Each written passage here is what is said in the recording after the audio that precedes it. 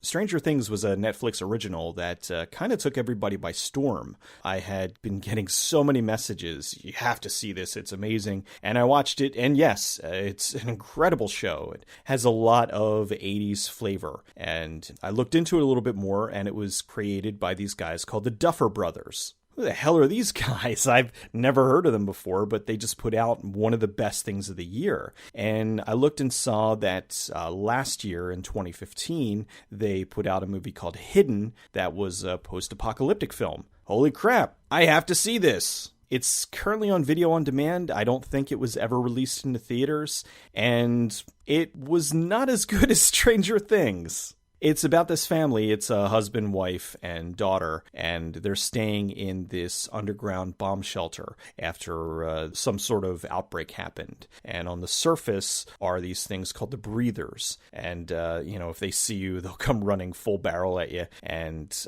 while the family's down there, whenever they hear the breathers, they have to be quiet, because if the breathers hear them, they'll come in and just decimate where they're staying. So every now and then they have to go up to the surface to either look for supplies or fix something or whatnot, and, to kind of put a little bit of peril into the film. However, the majority of it was them inside the bunker and just trying to survive and going through the day-to-day stuff to do whatever they could to pass the time and, not think about all the horrible things that are going on outside. It was pretty good. I liked the claustrophobic feeling of it. I thought that everything that they were going through within the bomb shelter was interesting. They did enough to keep you intrigued without really getting you bored. There were a lot of little tense moments here and there. There was one incredibly stupid moment in the film, but that was the part that kind of forced them to go outside and really screwed things up. I thought that could have been handled a little bit better, but with the money that they were probably working with, it did feel like a very small film. I don't know what exactly the budget was,